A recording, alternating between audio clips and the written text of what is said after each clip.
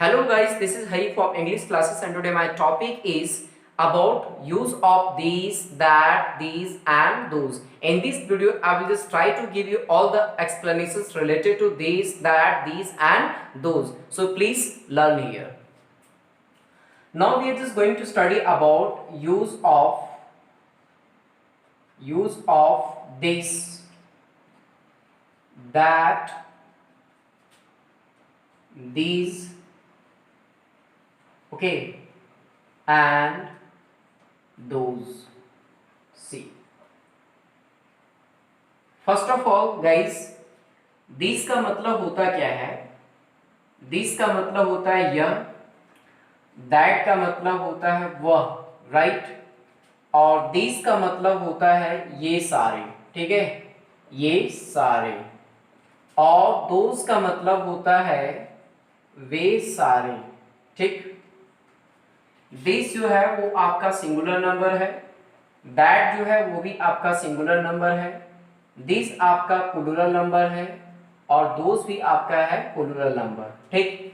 अब हम देखते हैं कि जो दिस है, दिस और जो दिस है, इसका जो यूज होता है वो होता है आपका शॉर्ट डिस्टेंस के लिए, राइट, शॉर्ट डिस्टेंस के लिए। लेकिन जो आपका दैट है और जो दोज है वो आपको शो करता है further distance, right, further distance, right. ये फार डिस्टेंस हो गया, फर्दर डिस्टेंस हो गया, यानी कि दिस का मतलब यह, दैट का मतलब वह, दिस मीन्स ये सारे, दोज मीन्स वे सारे।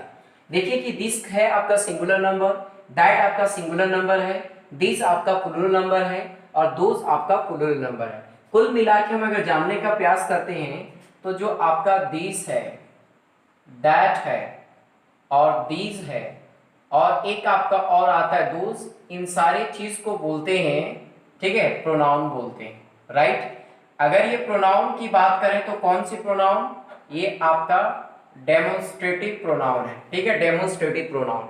अब ये जो डेमोन्स्ट्रेटिव प्रोनाउन है, अगर आपका दिस के बाद, दैट के बाद, दिस के बाद और दोस के बाद अगर किसी भी जगह पे नाउन आता है तो उन सारी चीज को हम बोलेंगे demonstrative adjective, right, demonstrative adjective.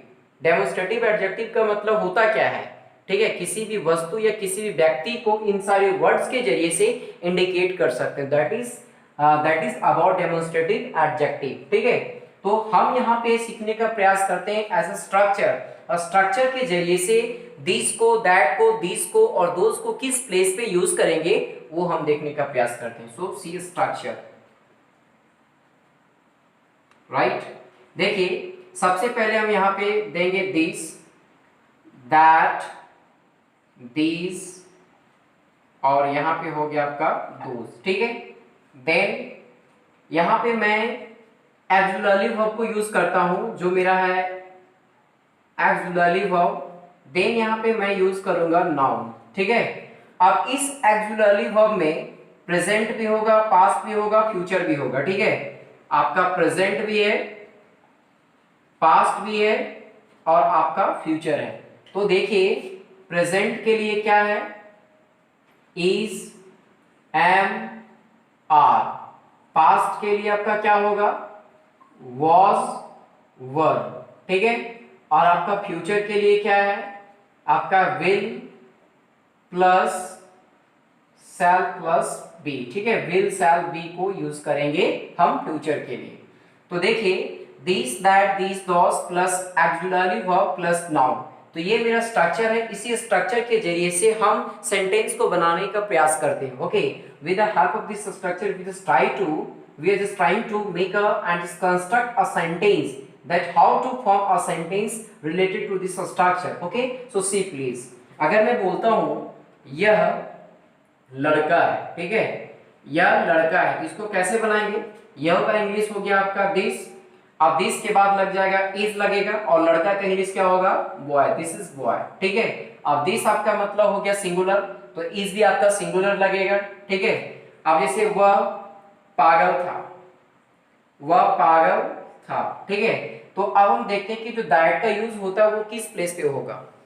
This मतलब यह, दैट मतलब वह, दिस मीन्स ये सारे, दोज मीन्स वे सारे। अगर मैं बात करता हूं कि पंखा मेरे कमरे में है और मैं कमरा के अंदर में हूं, पंखा यहाँ है कि पंखा वहां है, ओके कैसे बोलेंगे, पंखा यहाँ है, it means it shows short distance. जब शॉर्ट डिस्टेंस शो करेगा तो सिंगुलर के लिए दिस और प्लूरल के लिए दिस। अगर वो फार डिस्टेंस को शो करता है तो आपको प्लूरल के सॉरी सिंगुलर के लिए दैट यूज करेंगे और प्लूरल के लिए हम दोज यूज करेंगे, ठीक है। तो अगर मैं नेक्स्ट सेंटेंस लिखने वाला हूं, वो जैसे वह पानी है, ठीक है, वह पानी है। आप देखिए कि पानी आपका सिंगुलर है कि प्लूरल है, वो देखिए, वह का इंग्लिश हो गया आपका दैट। अब दैट के साथ क्या लगेगा, is, that is water, that is water. Next है ये सारी किताबें हैं, तो ये सारी किताबें हैं का क्या होगा, दीज आर बुक्स, क्योंकि दीज का मतलब हो गया ये सारे, क्योंकि ये नजदीक में ये सारी किताबें हैं, और हैं जो है इनका हिंदी हो सॉरी इनका इंग्लिश हो गया आर, क्योंकि ये प्लूरल है तो ये भी आने वाला वह भी प्लूरल होगा। अब देखिए आपका यहाँ पे है किताबें, तो किताबें का इंग्लिश होगा बुक्स, दीज आर बुक्स। अब देखिए वे सारे घड़ियां हैं, ठीक है। अब इसको बनाएंगे, कैसे बनाएंगे, वे सारे का इंग्लिश क्या होगा, दोज होगा, ठीक है। अब दोज आपका प्लूरल सब्जेक्ट है तो यहाँ भी क्या होगा, प्लूरल वर्ब होगा, दोज आर। अब घड़ियां का क्या होगा, वॉच, राइट। तो इस प्रकार से हम बनाएंगे। तो अभी जो हमने सेंटेंसेस को देखा, ये सारे के सारे सेंटेंसेस आपके प्रेजेंट फॉर्म में, ठीक है। अब मैं इसी सेंटेंस को आपको पास्ट फॉर्म में बना के दिखाता हूं कि कैसे बनाएंगे। जैसे क्या है, यह घर था, ठीक है, यह घर था, तो यह का इंग्लिश हो गया आपका दिस। अब दिस के बाद लगेगा आपका वॉज। अब घर का इंग्लिश क्या होगा, हाउस, दिस वॉज हाउस, ठीक है। वह कुआं था, ठीक है, वह कुआं था। इसको कैसे बनाएंगे, वह का इंग्लिश हो गया दैट। अब दैट के बाद क्या लगेगा, वॉज, ठीक है। कुआं का इंग्लिश क्या होता है, वेल होता है, तो यहाँ पे लिखिए दैट वॉज वेल, ठीक। अब नेक्स्ट सेंटेंस जो मैं देखता हूं, ये सारे पौधे थे, तो ये सारे आपका क्या है, प्लूरल फॉर्म में है, ठीक है। तो दीज, अब दीज के साथ क्या लगेगा, वर लगेगा, दीज वर।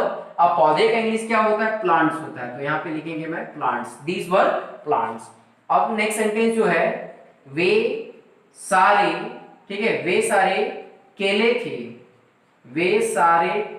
तो वे सारे का इंग्लिश क्या होगा, दोज, ठीक है। अब दोज के साथ क्या लगाऊंगा, वर लगाऊंगा, दोज वर, ठीक है, दोज वर। अब केले का इंग्लिश क्या होगा, bananas, right, bananas, those were bananas. तो अभी जो हमने ये सारे सेंटेंसेस को देखा, ये सारे सेंटेंसेस आपके पास्ट फॉर्म में हैं, ठीक है, ये पास्ट फॉर्म में है। इसी प्रकार से आप फ्यूचर पे भी बना सकते हैं, यह लड़का होगा, ठीक है, यह कुआं होगा, वह घर होगा, यह सड़क होगा, वह मकान होगा, यह पेड़ होगा, वह लकड़ी होगा, ये सारी लकड़ियां होगी, ठीक है। तो इस प्रकार के सेंटेंसेस का फॉर्मेशन आप फ्यूचर ऑक्सिलरी वर्ब को along with this that this those, उसके बाद आप फ्यूचर ऑक्सिलरी वर्ब यूज कीजिए, देन आप नाउन यूज करें, तो आपका डेफिनेटली क्या क्या वो बन जाएगा, ठीक है। तो गाइस हमने इस जगह पे देखा कि use of this that this and those, कि this that this and those को किस प्लेस पे यूज कर सकते हैं। दिस का मीनिंग क्या होता है, दैट का मीनिंग क्या होगा, दिस का मीनिंग क्या होगा, एंड दोस का मीनिंग कहाँ होता है, ठीक है, और क्या होता है, और इन सारे वर्ड्स का यूज किस प्लेस पे करते हैं, और this that this and those को क्या कहते हैं, मैंने वो भी बताया। तो मुझे आशा है कि यह वीडियो आप लोगों को अवश्य अच्छा लगा होगा, और अगर अच्छा लगे तो आप इसे लाइक करें, सब्सक्राइब करें, शेयर करें एंड कमेंट भी करें। Guys thank you, take care.